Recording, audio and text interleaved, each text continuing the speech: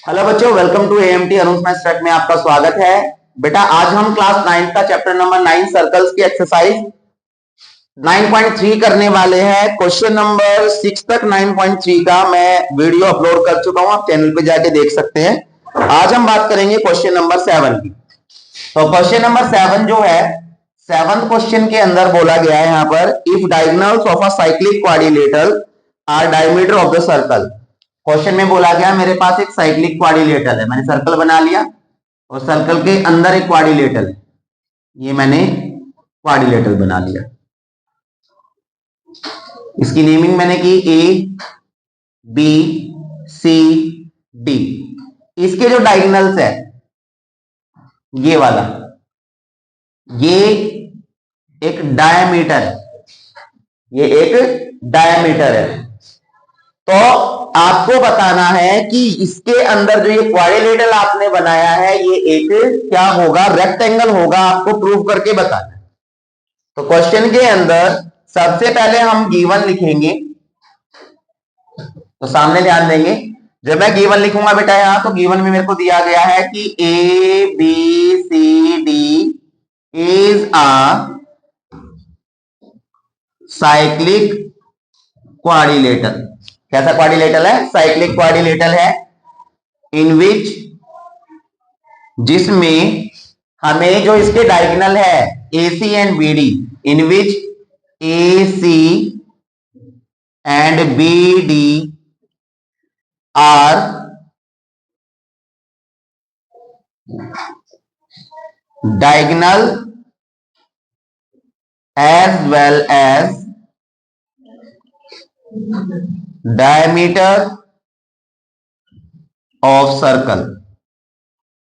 तो जो क्वेश्चन में दिया था मैंने लिख दिया, एबीसीडी साइक्लिक क्वाड्रिलेटरल है बेटा, सर्कल के अंदर है। इसके अंदर एसी और बीडी, एसी और ये बीडी, हालांकि मैंने बीडी को अभी ड्रॉ नहीं किया, जब प्रूव करूंगा जिस टाइम तो उस टाइम ड्रॉ करूंगा, ठीक है। तो यहां पर जो है एसी एंड बीडी क्या है, डायगोनल है, साथ ही साथ सेंटर से पास हो रहे हैं, इसका मतलब ये डायमीटर भी है। क्लियर है? ओके। टू प्रूव, आपको प्रूव करना है कि A B C D is a rectangle. ABCD एक रेक्टेंगल है, ये आपको प्रूव करके दिखाना बेटा। तो कंस्ट्रक्शन कोई नहीं होगी, सॉल्यूशन करना मैं स्टार्ट करता हूं, सामने ध्यान देंगे। सॉल्यूशन में मैंने लिखा बेटा, देखिए अगर मान लीजिए कोई सर्कल है मेरे पास और सर्कल का एक डायमीटर है, जैसे कि एसी है, तो डायमीटर के जो एंडिंग पॉइंट है अगर मैं उनसे मिलाकर कोई एंगल बनाता हूं इसमें एक सेमी सर्कल में, तो वो हमेशा 90 डिग्री का होता है। दोबारा बता रहा हूं, एक सर्कल है मेरे पास और सर्कल के अंदर कोई डायमीटर है, और डायमीटर के ऊपर से अगर मैंने कोई एंगल बनाया सेमी सर्कल में, तो वो हमेशा 90 डिग्री का होगा। क्लियर है यहां तक? ओके। अब यहां पर सॉल्यूशन जो हम करना स्टार्ट करते हैं, तो यहां पे मैं लिखूंगा angle ADC, angle ADC equals to 90 degree. अब वो 90 क्यों होगा? बिल्कुल आप ये लिखेंगे, angle subtended in semi circle. इसको मैंने इक्वेशन फर्स्ट बना लिया। आगे करना स्टार्ट करते हैं। तो जिस तरीके से बेटा ये 90 बना है, तो ये भी एक सेमी सर्कल में ही बन रहा है, बिकॉज ये डायमीटर है। तो यहां पर ये आपका जो एंगल है ABC, angle A B C, ये भी आपका 90 डिग्री होगा। रीजन सेम लिखेंगे, एंगल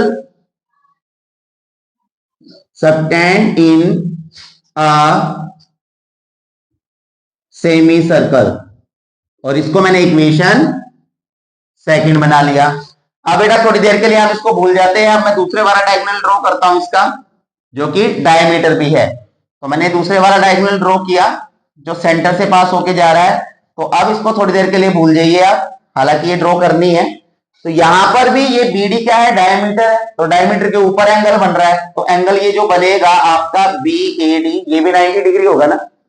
तो हम यहां पर लिख देंगे angle B A D equals to 90 degree. बिल्कुल सेम रीजन आएगा, ये समय बचाने के लिए मैं इसको लिख नहीं रहा हूं।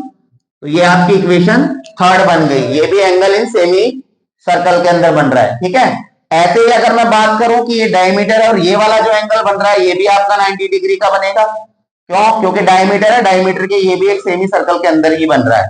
तो यहां पर हम लिखेंगे angle B C D equals to 90 degree, angle subtended in a semi circle, equation 4।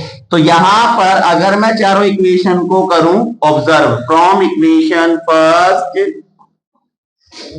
Comma second,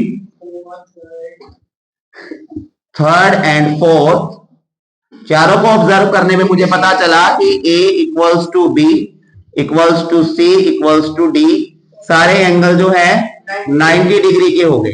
तो अगर बेटा ये चारों एंगल 90 डिग्री के हो गए तो क्या ये रेक्टेंगल की प्रॉपर्टी पूरी करेगा?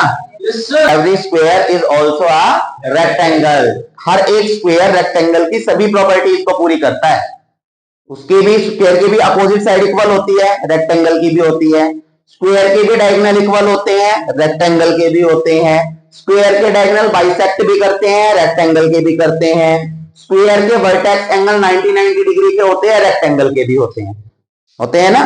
तो इसीलिए हम लिखेंगे so A B C D is a rectangle, because अगर आप इसको स्क्वायर भी लिखेंगे तो स्क्वायर भी सभी रेक्टेंगल की प्रॉपर्टीज को क्या करता है बच्चों? पूरी करता है, कंप्लीट करता है। समझ में आया क्वेश्चन? सिर्फ हमने चारों एंगल 90 के प्रूव कर दिए, उससे रेक्टेंगल प्रूव हो जाएगा।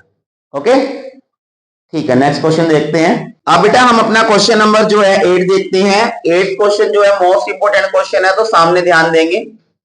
पहले ही मैं सोल्व करने से पहले बता देता हूं आपको, क्वेश्चन पूछा जाता है। ये क्वेश्चन आपको बताया गया है if the non parallel sides of a trapezium are equal.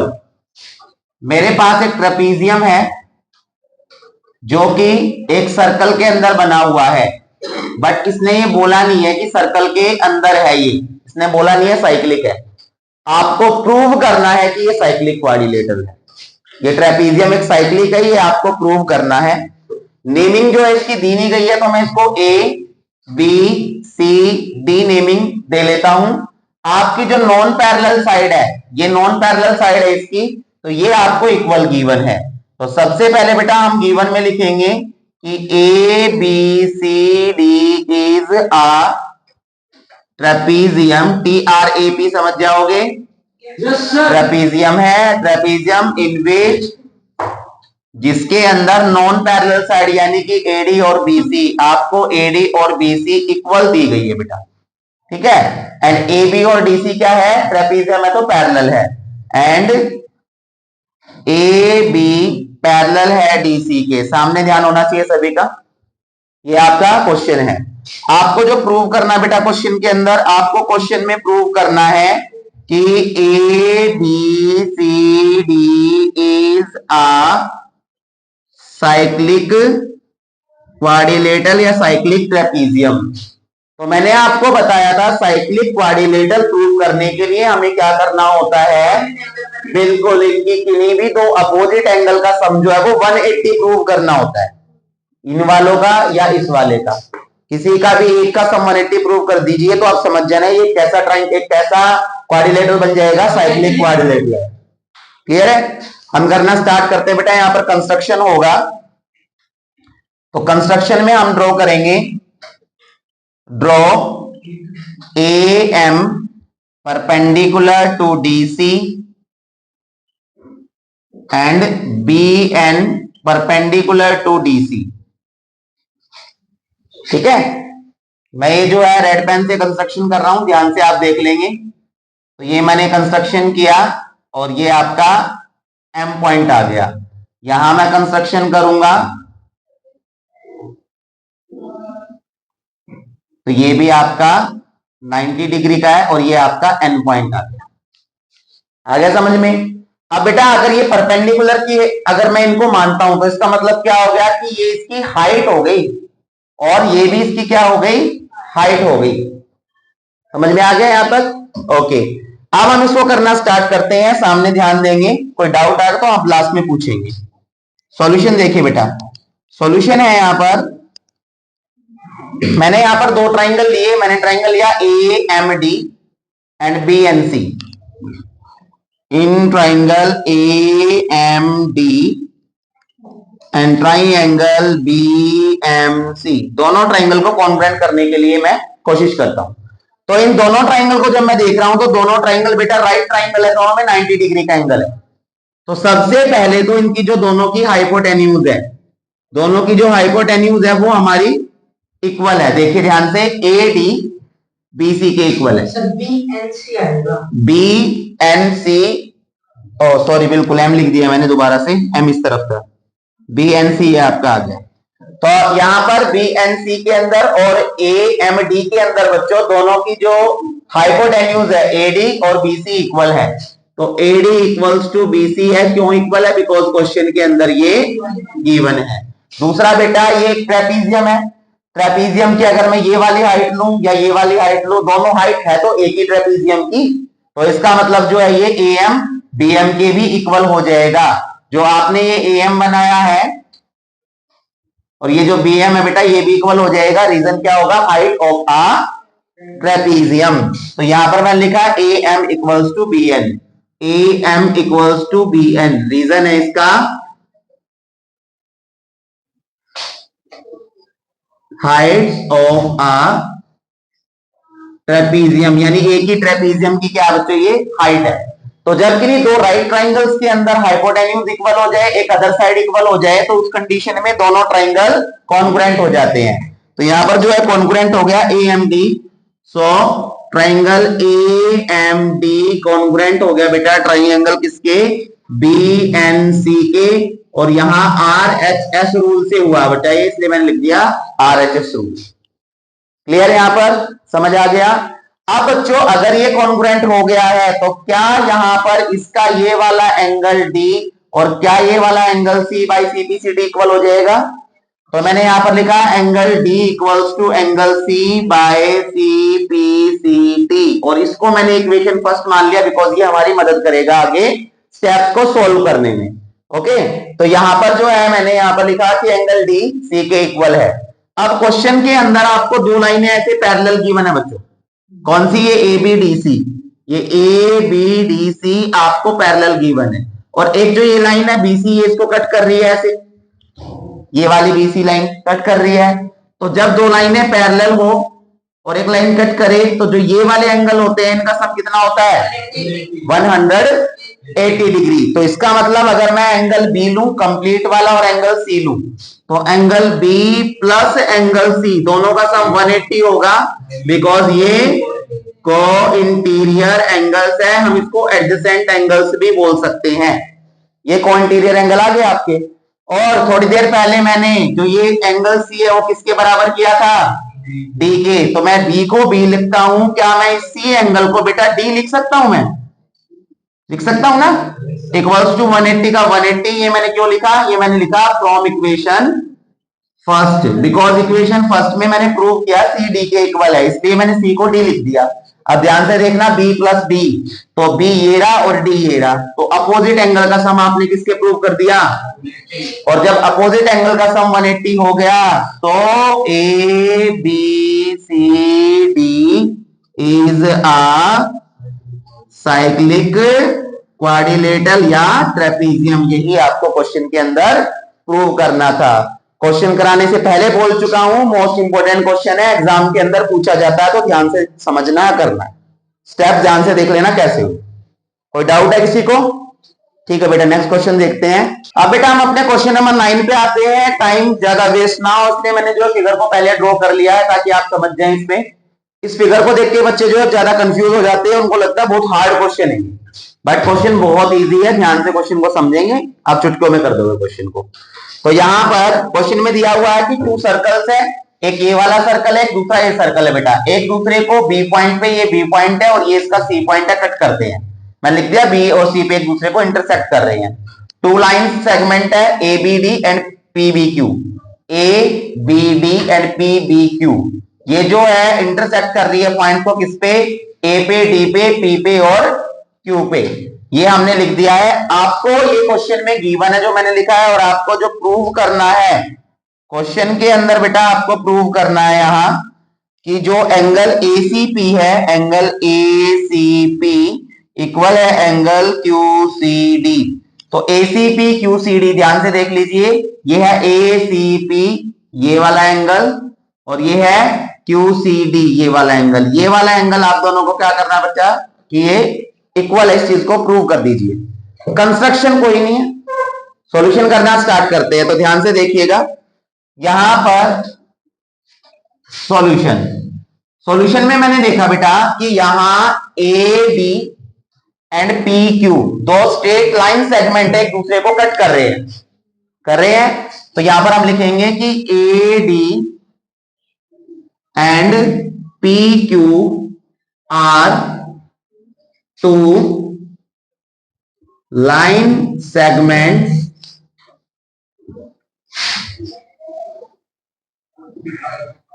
intersect each other at point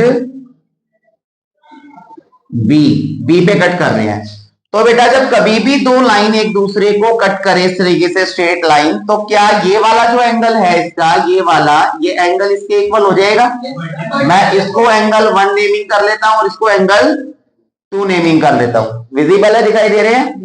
okay, तो यहां पर जो है एंगल 1 और 2 मैंने लिख दिया। So angle 1 equals to angle 2 by vertically opposite angle, और इसको मैंने इक्वेशन फर्स्ट लेट कर लिया ताकि आगे काम आ जाए। अब बेटा मैंने देखो इस वाले सर्कल को देखा, ध्यान से देखिए, इस वाले सर्कल में ये P पॉइंट है, ये A पॉइंट है। P से एंगल बन रहा है पहला PBA यानी एंगल 1 बन रहा है, और P से ही बन रहा है PCA। इसको यहां पर एंगल मैं 3 नेमिंग कर लेता हूं, इसको 4 नेमिंग कर लेता हूं। तो मैंने देखा एंगल 1 और 3 एक ही सर्कल में है और सेम पॉइंट से बन रहे हैं बेटा, APBA PCA। तो मैं यहां पर लिखूंगा कि एंगल 1 इक्वल्स टू एंगल 3। मैंने नाम की जगह इनकी नंबरिंग कर दी थी ताकि शॉर्ट हो जाए। तो एंगल 1 3 के इक्वल है। क्यों इक्वल है? Angles in same segments are equal, और इसको मैंने इक्वेशन सेकंड मान लिया। ऐसे ही बेटा मैं इस वाले ट्राइंगल की बात करूं तो इस वाले ट्राइंगल में ये D पॉइंट है और ये Q पॉइंट है। D से बना हुआ है DBQ, ये वाला DBQ बना है, और इससे ये भी बन रहा है DCQ ये वाला। दोनों एक ही सर्कल में है, एक ही पॉइंट से बन रहे हैं, एक ही तरफ बन रहे हैं, तो इसका मतलब 2 एंगल भी 4 के इक्वल होगा, सेम सेगमेंट में है। तो यहां पर हम लिख देंगे एंगल 2 इक्वल्स टू एंगल 4, बिल्कुल सेम है, angles in same segment are equal, और इसको बेटा मैंने इक्वेशन थर्ड लेट कर लिया। अब from equation first, second and third, तीनों इक्वेशन को बेटा मैं ऑब्जर्व करता हूं, और तीनों इक्वेशन को जब ऑब्जर्व करूंगा तो यहां पर एंगल 1 और 2 इक्वल थे, तो यानी कि ये एंगल 1 और 2 इक्वल है आपस में। जब 1 और 2 इक्वल है तो जो इसके बराबर है वे भी तो आपस में इक्वल होंगे या नहीं होंगे? तो हम लिख देंगे सो एंगल 3 इक्वल्स टू आ गया आपका एंगल 4 इन 3 इक्वेशंस को ऑब्जर्व करके आ गया। अब इनके रियल नेम लिख दीजिए। तो सी एंगल है, इसका नाम है ACP, तो मैंने लिख दिया ACP। जो 4 एंगल है इसका नाम है बच्चों QCD, तो मैंने लिख दिया QCD। हैंस प्रूव्ड, यही आपको प्रूव करना था क्वेश्चन में कि ये दोनों एंगल जो है आपस में इक्वल है। क्वेश्चन आया समझ में सभी को? फिगर देखने में हार्ड थी लेकिन क्वेश्चन बहुत इजी था। वही प्रॉपर्टीज यूज हो रही है जो पहले हमने की थी। तो किसी को कोई डाउट? ठीक है बच्चों, अगर आप लोगों को कोई डाउट लगता है तो आप कमेंट कर सकते हैं। साथ ही साथ वीडियोस को ढंग से आप जो है वॉच कीजिएगा, क्वेश्चंस को समझिएगा, डाउट्स को दूर कीजिएगा, लाइक कीजिएगा, शेयर कीजिएगा, सब्सक्राइब कीजिएगा चैनल को, साथ ही साथ बेल आइकन को ऑन कीजिए ताकि आपके पास ऐसे इंपॉर्टेंट क्वेश्चंस की वीडियोस आती रहे और एग्जाम टाइम पे कोई डाउट आपके माइंड के अंदर ना हो। Thank you so much.